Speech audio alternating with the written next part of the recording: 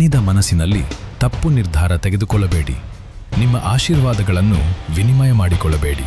ಕ್ರಿಸ್ತನಲ್ಲಿ ಪ್ರಿಯರೇ, ಯೇಸು ಕ್ರಿಸ್ತನ ಅತಿ ಮಧುರವಾದ ನಾಮದಲ್ಲಿ ನಿಮಗೆಲ್ಲರಿಗೂ ಪ್ರೀತಿಯ ವಂದನೆಗಳು. ಅನುದಿನದ ಆಹಾರ ನಿಮ್ಮ ಆತ್ಮಕ್ಕೆ ಪ್ರತಿದಿನ ನೀಡುವ ಆಧ್ಯಾತ್ಮಿಕ ಆಹಾರವಾಗಿದೆ.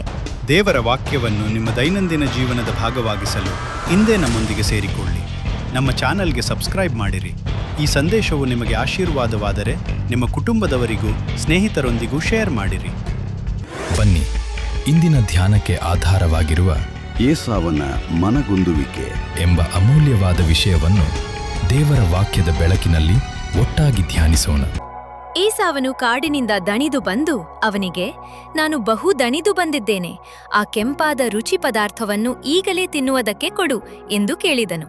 ಆದಿಕಾಂಡ 25:29-30 ನಮ್ಮ ಪೂರ್ವಿಕನಾದ ಇಸಾಕನ ಮಗನು ಏಸ ಚತುರನಾದ ಬೇಟೆಗಾರನಾಗಿದ್ದನು. ಬಹಳ ದೂರ ನಡೆದು ಓಡಿ ಬೇಟೆಯಾಡಿದ್ದರಿಂದ ಶರೀರದಲ್ಲಿ ಬಳಲಿಕೆ, ಹೊಟ್ಟೆಯ ಹಸಿವು, ಮನಸ್ಸಿನಲ್ಲಿ ಬೇಸರ ಉಂಟಾಯಿತು. ಆ ಹಸಿವಿನ ತಾಪದಲ್ಲಿ ಜ್ಯೇಷ್ಠಪುತ್ರನ ಭಾಗ್ಯದ ಶ್ರೇಷ್ಠತೆ ಏನೆಂದು ತಿಳಿಯಲಿಲ್ಲ. ಮನಸ್ಸು ಸೋತು ಹೋಗಿದ್ದರಿಂದ ನನ್ನಂಥ ಸಾಯುವವನಿಗೆ ಚೊಚ್ಚಲತನದಿಂದ ಪ್ರಯೋಜನವೇನು ಅಂದನು. ಆದಿಕಾಂಡ 25:32. ಹಸಿವಾದಾಗ ಒಬ್ಬನು ಸರಿಯಾದ ರೀತಿಯಲ್ಲಿ ಆಲೋಚಿಸಲು ಆಗುವುದಿಲ್ಲ. ನಿರ್ದಿಷ್ಟವಾದ ತೀರ್ಮಾನಗಳನ್ನು ತೆಗೆದುಕೊಳ್ಳಲು ಸಾಧ್ಯವಾಗದು. ಏಸಾವನಿಗೆ ಹಸಿವಿನಿಂದ ಉಂಟಾದ ಬಳಲುವಿಕೆಯನ್ನು ಯಾಕೋಬನು ಪ್ರಯೋಜನ ಪಡೆದುಕೊಂಡು ತಂತ್ರದಿಂದ ಕಾಲನ್ನು ಕೊಟ್ಟು ಚೊಚ್ಚಲುತನದ ಕ್ರಯ ಕಟ್ಟಿದನು. ಸೈತಾನನು ಹಸಿವಿನ ಸಮಯವನ್ನು ಉಪಯೋಗಿಸಿಕೊಂಡು ಕೋಪತಾಪಗಳನ್ನು ಉಂಟುಮಾಡುವನು. ಏಸು ಕ್ರಿಸ್ತನು 40 ದಿನಗಳು ರಾತ್ರಿ ಹಗಲು ಉಪವಾಸವಿದ್ದಾಗ ಆತನಿಗೆ ಹಸಿವಾಯಿತು. ಶೋಧಕನು ಅದನ್ನು ಗಮನಿಸುತ್ತಲೇ ಇದ್ದನು.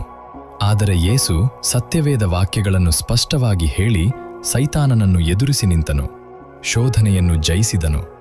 ಎಲ್ಲಾ ವಿಧದಲ್ಲಿಯೂ ನಿಮ್ಮಂತೆ ಶೋಧನೆಗೆ ಒಳಗಾದರೂ ಪಾಪಕ್ಕೆ ಒಳಗಾಗದ ಮಹಾಯಾಜಕನಾದ ಏಸು ಕ್ರಿಸ್ತನು ನಿಮ್ಮ ಎಲ್ಲಾ ಮನಗುಂದುವಿಕೆಯ ವೇಳೆಗಳಲ್ಲಿ ನಿಮಗೆ ಸಹಾಯ ಮಾಡಲು ಶಕ್ತನಾಗಿರುವನು. ಆತನು ಎಂದಿಗೂ ನಿಮ್ಮ ಶಕ್ತಿಗೆ ಮೀರಿದ ಶೋಧನೆಯನ್ನು ಬರಗೊಡಿಸುವುದಿಲ್ಲ. ಶೋಧನೆಗಳು ಬರುವಾಗಲೆಲ್ಲ ಅದರಿಂದ ತಪ್ಪಿಸಿಕೊಳ್ಳುವ ಮಾರ್ಗವನ್ನು ಏರ್ಪಡಿಸುವನು. ಯೇಸು ಕ್ರಿಸ್ತನು ಅರಣ್ಯದಲ್ಲಿ 3 ದಿನಗಳು ಪ್ರಸಂಗ ಮಾಡಿದನು. ತನ್ನ ಶಿಷ್ಯರನ್ನು ಕರೆದು, ಈ ಜನರನ್ನು ನೋಡಿ ಕನಿಕರ ಪಡುತ್ತೇನೆ. ಅವರು ನನ್ನ ಬಳಿಗೆ ಬಂದು 3 ದಿನವಾಯಿತು. ಅವರಿಗೆ ಊಟಕ್ಕೆ ಏನೂ ಇಲ್ಲ.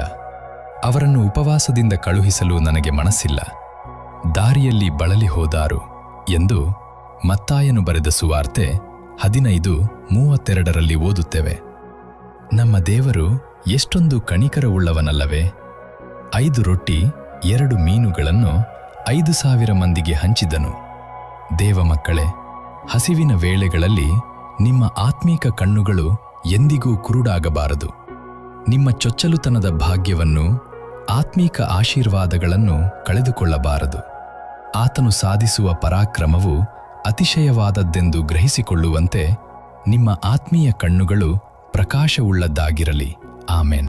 ಪ್ರಿಯ ದೇವಮಕ್ಕಳೇ, ಈ ಸಂದೇಶವು ನಿಮಗೆ ಚೈತನ್ಯ ನೀಡಿರುವುದಾದರೆ ಕಾಮೆಂಟ್ನಲ್ಲಿ ಕರ್ತನೆ ನನ್ನನ್ನು ಆಶೀರ್ವದಿಸು, ಬ್ಲೆಸ್ ಮಿ ಓ ಲಾರ್ಡ್ ಎಂದು ಬರೆಯಿರಿ.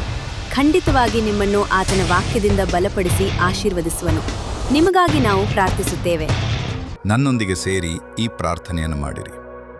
ಕರ್ತನೆ, ದಣಿವು, ಹಸಿವು ಅಥವಾ ಒತ್ತಡದ ಸಮಯದಲ್ಲಿ ತಪ್ಪು ನಿರ್ಧಾರಗಳನ್ನು ತೆಗೆದುಕೊಳ್ಳದ ಜ್ಞಾನವನ್ನು ನನಗೆ ಕೊಡು.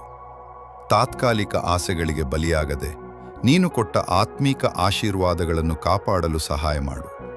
ನನ್ನ ಕಣ್ಣುಗಳನ್ನು ನಿನ್ನ ಮೌಲ್ಯಗಳ ಕಡೆ ತೆರೆ. ಏಸು ನಾಮದಲ್ಲಿ ಆಮೇನ್. ನೆನಪಿಗೆ, ಕೊರಿಂಥದವರಿಗೆ ಬರೆದ 2ನೇ ಪತ್ರಿಕೆ 4:16. ಆದದರಿಂದ ನಾವು ಧೈರ್ಯಗೆಡುವುದಿಲ್ಲ. ನಮ್ಮ ದೇಹವು ನಾಶವಾಗುತ್ತಾ ಇದ್ದರೂ ನಮ್ಮ ಆಂತರ್ಯವು ದಿನ ದಿನ ಹೊಸದಾಗುತ್ತಾ ಬರುತ್ತದೆ. ಈ ಸಂದೇಶವು ನಿಮಗೆ ಆಶೀರ್ವಾದವಾಗಿದ್ದರೆ ನಿಮ್ಮ ಕುಟುಂಬದವರಿಗೂ ಸ್ನೇಹಿತರೊಂದಿಗೂ ಹಂಚಿಕೊಳ್ಳಿ. ಪ್ರತಿದಿನ ಒಂದು ಸಂದೇಶದ ಮೂಲಕ ಕ್ರಿಸ್ತನ ಕಡೆಗೆ ಇನ್ನೊಂದು ಹೆಜ್ಜೆ ಇಡಲು ನಮ್ಮೊಂದಿಗೆ ಸೇರಿಕೊಳ್ಳಿ ಹಾಗೂ ನಮ್ಮೊಂದಿಗೆ ಕೈಜೋಡಿಸಿ. ದೇವರು ನಿಮ್ಮನ್ನು ಆಶೀರ್ವದಿಸಲಿ.